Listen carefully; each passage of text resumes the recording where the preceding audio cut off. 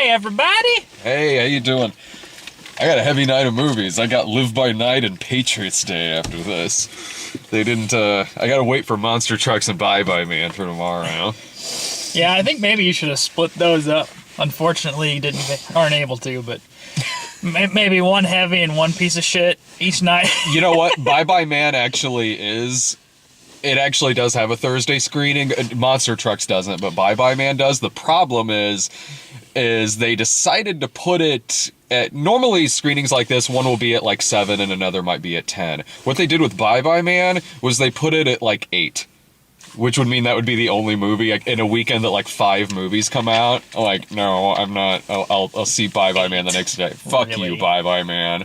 That's what he really does. He haunts you and then he fucks up your movie times. Stupid killer. You're ruining my life. But this is Ben Affleck's latest directorial film after Argo.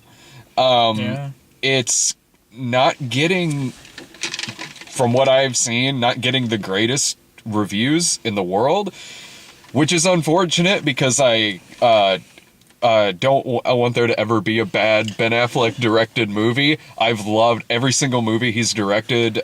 Gone Baby Gone, The Town, Argo, easily 4-star movies in my book. But you know, they say like there's the line from Batman, he's human after all. But you know what? The thing of it is, I really liked this movie. Yeah. I didn't like it as much as Gone Baby Gone. I didn't like it as much as The Town or Argo. And I do have problems with this movie. But I was thoroughly entertained in this film. Right. When you told me, like, the Rotten Tomato score on this thing, I was taken aback.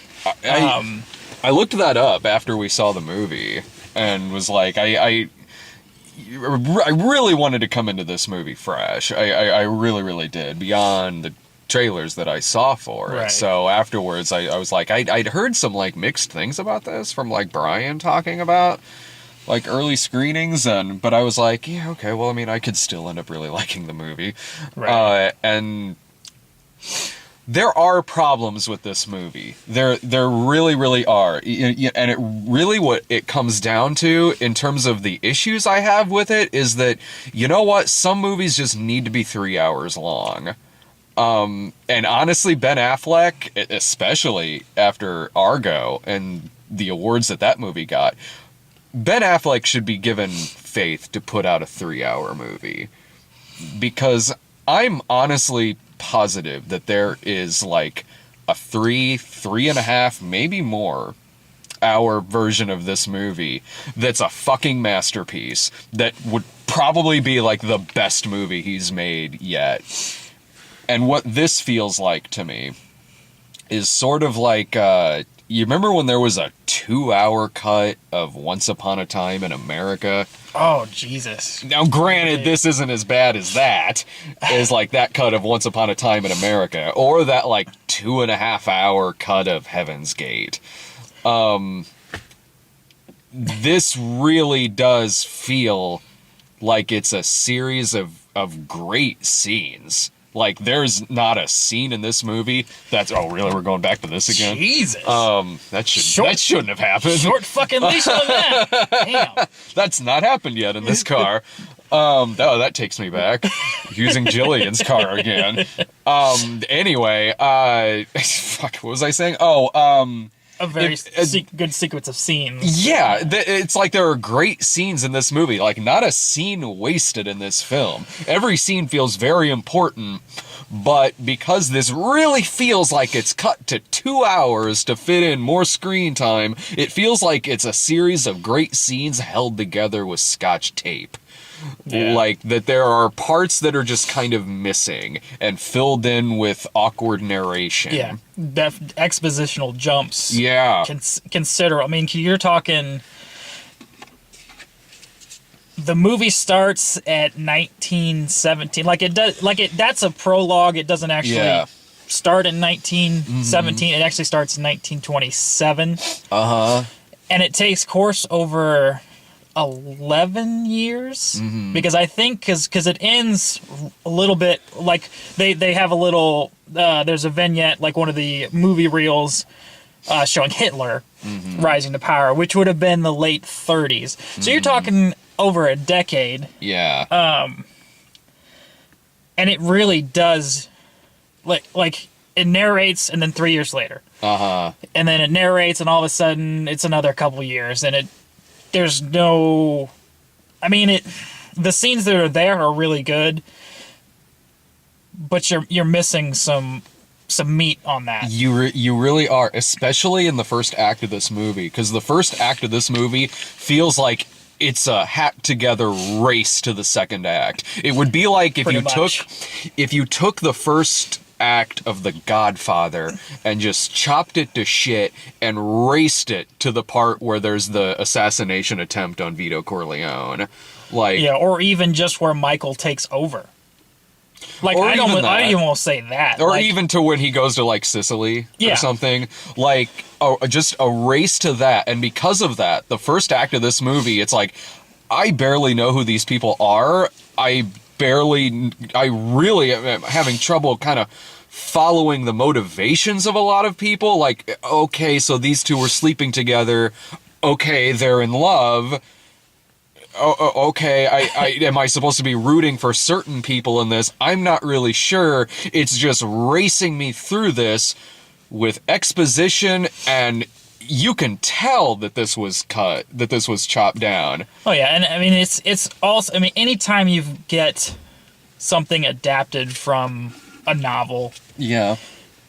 there's gonna be sacrifices to be made, but in this case, I have to think it was like a studio thing, because I don't think he would have intentionally left that out unless he was forced to.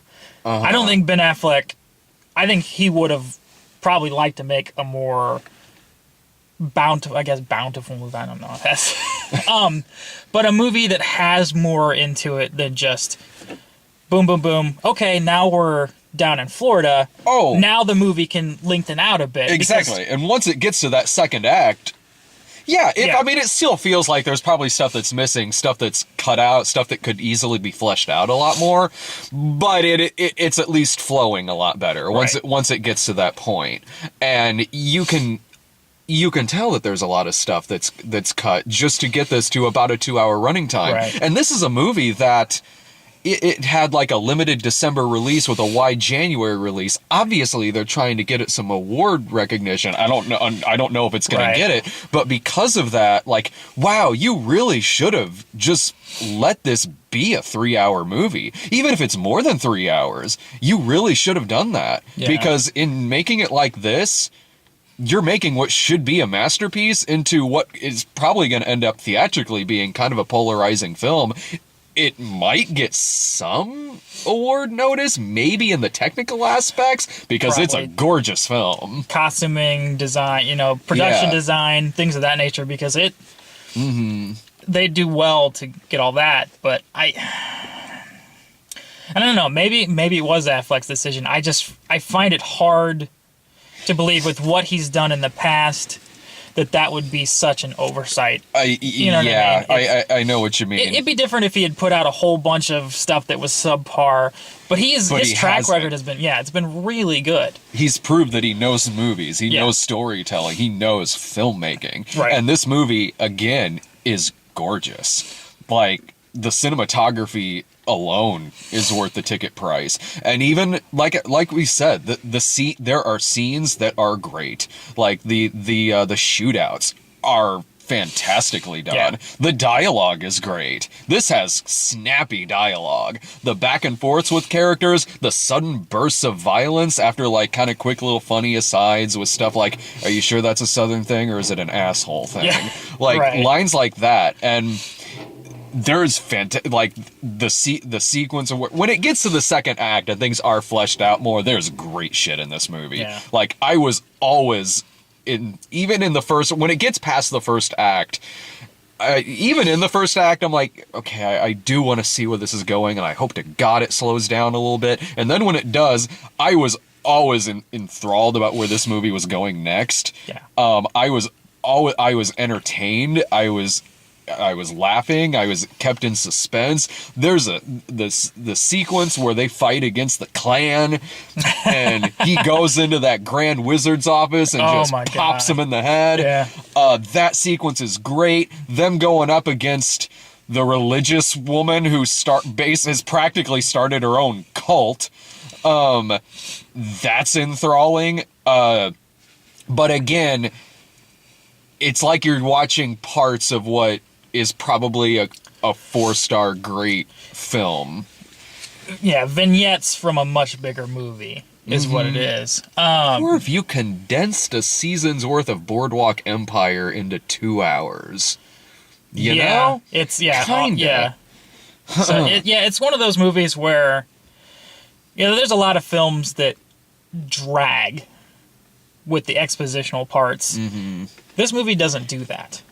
Its 2-hour runtime it goes by pretty quick as far as, because you have so much action in it, you're not allowed to sit there and kind of take yourself back and contemplate what just happened. I was never bored. No, I was never bored by this film. It's not a boring film by any stretch of the imagination.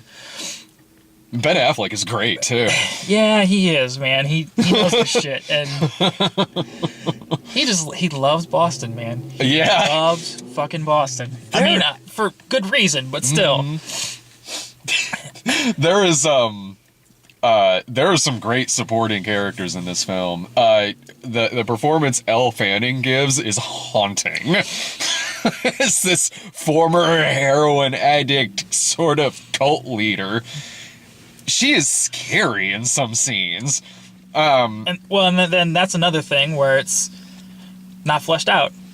Like you see her once when Affleck's character gets to Tampa. You don't see her again until a plot point needs resolved. Mm-hmm. And then after that, you see her a couple more times, and that's it. No, she is. Yeah, one big thing about this is they establish this character to be pretty important to the story, and she is. Yeah. Like, there's a section of this movie where she is hugely important to what's going on, and she definitely plays into the climax of it with what happens in the climax. But the way that she's written out is fast. Right. Really fast, and it feels like something was deleted. It feels like, I don't know if that's the case, but that's just what it feels like. Right. Yeah, so whether it was an editing decision or something that was in the book, again, with books, I feel like that character was probably fleshed out more. Certainly. Because, all you have is exposition. That's all you need with a book, all you get with a book. So you have to pull this stuff out more in order to get into the characters' heads, figure out their motivations. In the film, you don't have to do that as much, but this one does suffer from not including enough of that exposition where you can be like, okay, you like Affleck's character. Hey, phone! Sorry. I can't turn it off because we got the camera resting on it now. We've got it propped on that. Yeah. And a copy of Smokey and the Bandit and Flashdance. We got Crocodile Dundee back there How somewhere. fucking 80s and new age are we right now? So right now, somebody watching this is like searching around like, oh shit, is my phone going off? Right, what the hell's going on? It's one of those things where you like his character, but you never really... you're always kept at an arm's length. Yeah. You're never able to just, okay, I can fully get behind this guy. Mm-hmm. You like him because he's the protagonist of the movie. And because he's Ben Affleck. And, charismatic as fuck. He's likable. But it always seems like you never are able to get into his head as much. It's like he jumps from one thing to the next. And his motivations are shown to some extent, but not, what brings him to Tampa, that motivation, but then what keeps him there. Because the climax is what he wanted all along, but I feel like there are so many points in between that and when he first gets to Tampa that he could have resolved his issues and then gone on from it. It seems like it's all a little too neat. Yeah. Because it's what happens is there's a rival guy, because he's just a small time crook. He yeah. hits banks. Well, he falls for a girl that's in love with one of the local Boston bosses.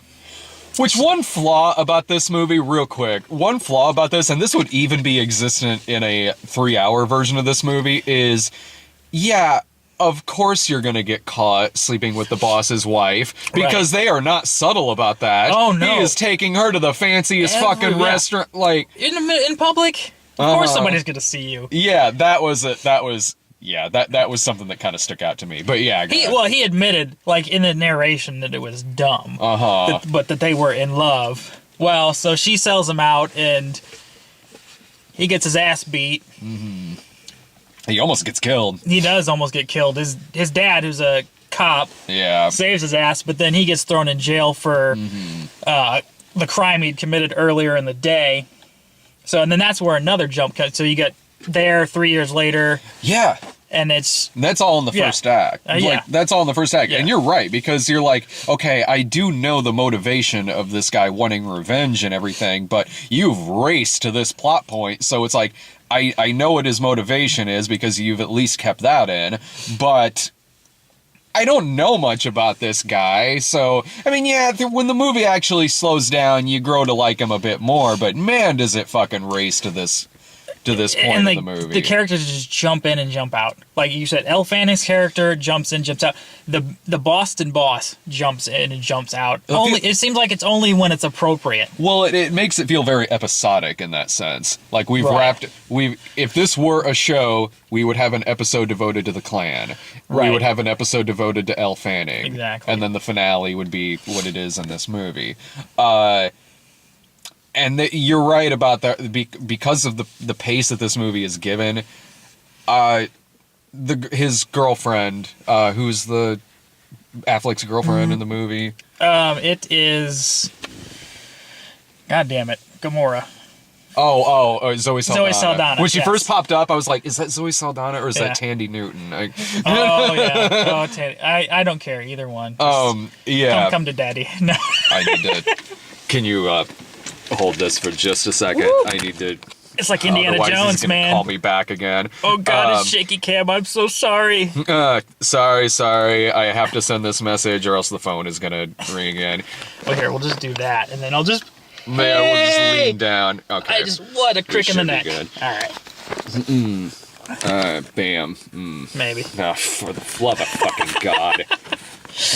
Technical difficulties. Hey, look at that. Hey, I can say, thanks, you brought me back. Okay, so anyway, she drifts in and out of this movie, and the resolution of that is what you see in most movies like this. There's a thing that happens here between Affleck and her that you've seen. All right, look, we're gonna get into some spoilers here, but you've seen this in Godfather 3, Godfather Part 3, Scarface, honestly, even Heaven's Gate to an extent. You see this kind of plot point, and it all. This is a massive spoiler, but like it all comes down to like Chris Cooper going crazy, going around looking for someone to shoot, and Kevin Spacey's nowhere nearby. Oh no! Too soon. It's only been close to 20 years, but too soon. Oh shit!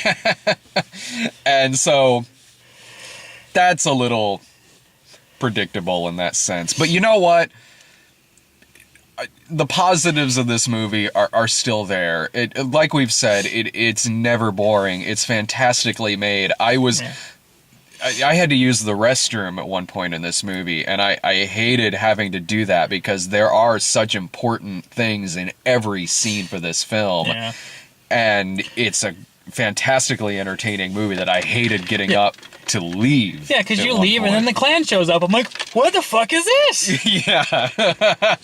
When the fuck did these guys show up? You know what? At least I didn't walk out on Anthony Michael Hall, who's in this movie. Yeah. He should get more work. That dude is a chameleon of a fucking actor. He probably he's like, you know what? I'll do what I want. He's living off John Hughes money is what he's doing. He is. He hasn't needed to do a goddamn thing. He's like, all right, I feel like doing something this year. What do we got? Okay, let's do that. But you know what? Whenever he is in something, damn, he's great. Like, he steals his scene in this movie. Oh, yeah. Dude's got some fucking chops on him. Well, he should after, 30 fucking years of acting? I would hope that he would picked up a few things here and there along the way. He walks away with his scene in this fucking movie, man. A lot of those actors from then do. I love it when I see Andrew McCarthy pop up and stuff. Yeah, what the fuck does he do lately? That show, and this is the only reason I watched this show. He did that show with Joan Allen of The Family. Okay. I sat there and watched it. Show was dumb as shit, but yeah, I wanted to see Andrew McCarthy play creepy neighbor pedophile. He is the best part of that show. It'd have been even better if he had like a statue of Kim Cattrall or something in the. Yeah. Be like, here's my wife. Oh man, he screwed up. He got the Christy Swanson one. Oh no! Wrong one. Roll it back. Oh shit. But you know what? There's a lot of movies where things like this happen to, and I say like, okay, take the 2-hour cut of Once Upon a Time in America, for instance, which is from beginning to end an ungodly mess. This movie has the same problems as that, but it works better than that shorter cut did of Once Upon a Time in America. I can still recommend this as like as a matinee. Man, if they put out like a 3+ hour cut of this movie, I'd be like, this is one of the best movies of the year. Yeah, the stuff that to fill in the blanks. Not necessarily that you don't need them to fill in the blanks, because you can follow the story. The problem is that you don't need these scenes to follow the story. The story is coherent, but it feels incomplete. It feels like, okay, I understand this, but why don't we go into that a little bit more? Let's dial back, on the racing. Let's lengthen this out a little bit. Let's get some motivation, a deeper sense of this motivation. And in cutting this down, motherfuckers ruined Affleck's critical streak. This sons of bitches. I'm sure it'll come back with the Batman. If the Batman ever gets made.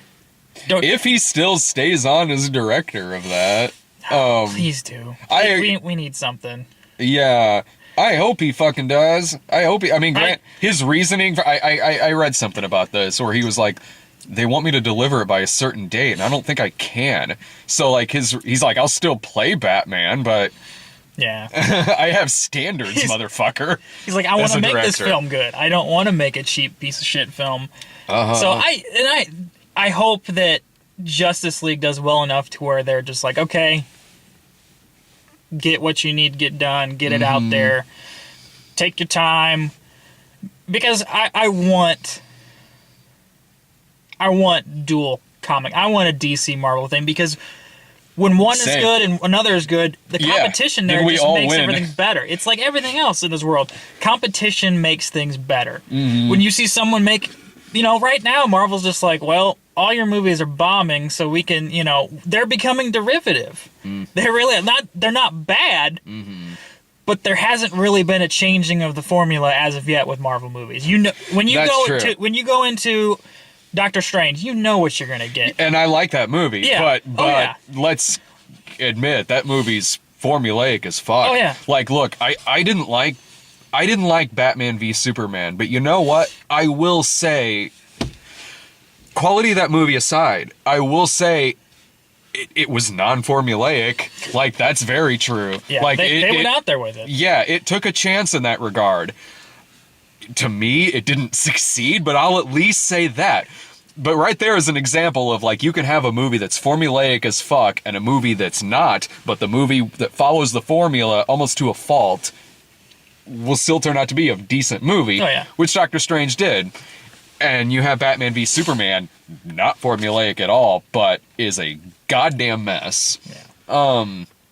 So I'm kind of hopeful for Spider-Man: Homecoming now, though, because it seems like they're not doing the origin story. Finally. Thank God. Finally. Jesus Christ. We know. Just get into Holland, which he sold me in Civil War. Fuck my God.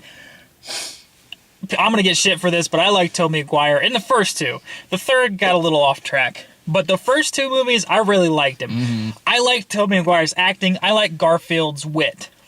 Garfield had the better wit. Yeah, by easily. far.